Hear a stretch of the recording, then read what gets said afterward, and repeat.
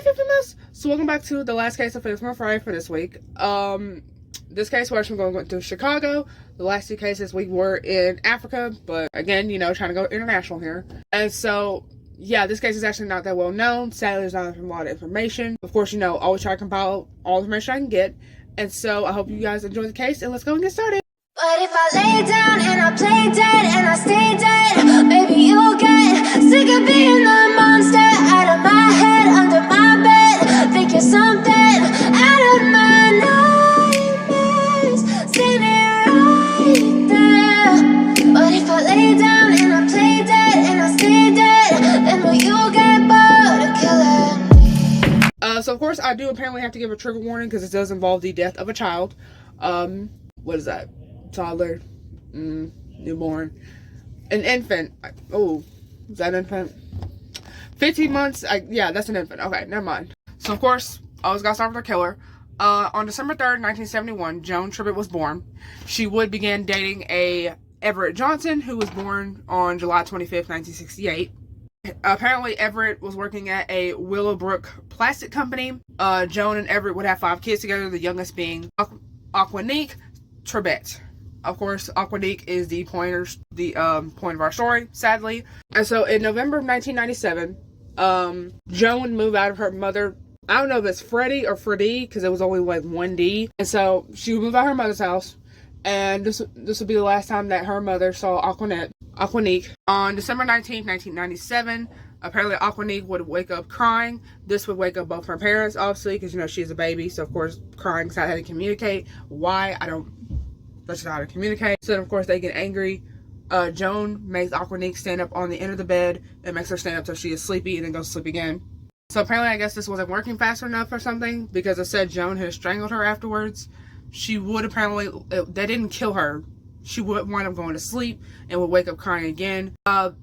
This is when they hit her with a wooden paddle and they would strangle her again, this time it being like too late. I guess that's finally what actually killed her. So they would take her to like the bathtub to try to like revive her, but of course, again, it's believed that she was already dead by this point. They didn't claim that they went back to sleep, hoping that, you know, maybe she just was back to sleep and she'll wake up in the morning, or she'll wake up eventually. Of course, she didn't.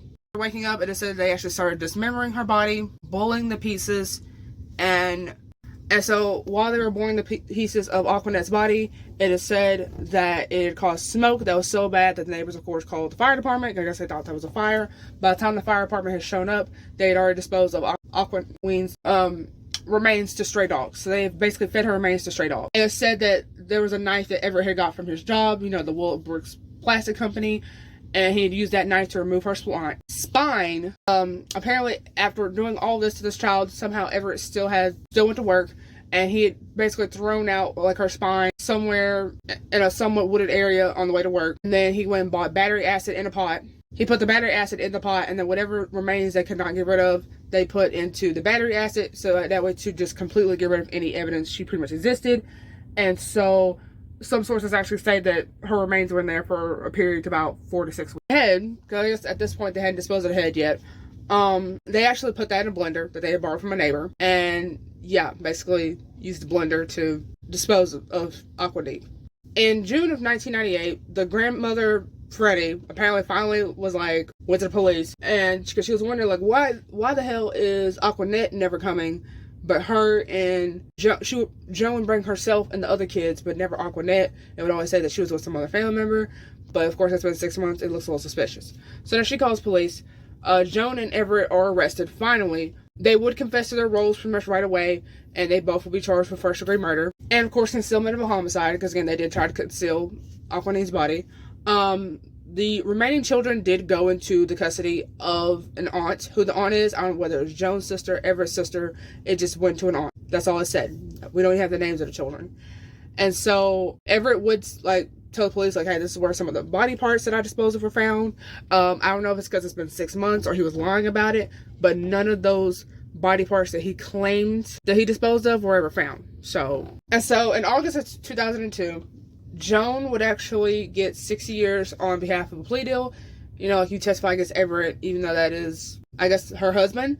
You basically get like a low plea deal. And so I guess she took the plea deal, and she'll be out in 2030, even though the crime happened in 1997. And so Everett would get sentenced to 100 years because apparently somehow neither one of them qualified for the death penalty. Because I guess it was saying he was like the ringleader in the event. And so he gets 100 years. And so obviously he's never getting out. But somehow if he was to like get out, would they give him parole anyway? He has to register as a sex offender. Why? It didn't say. I guess because the crime involved a child. I don't even want to think about it.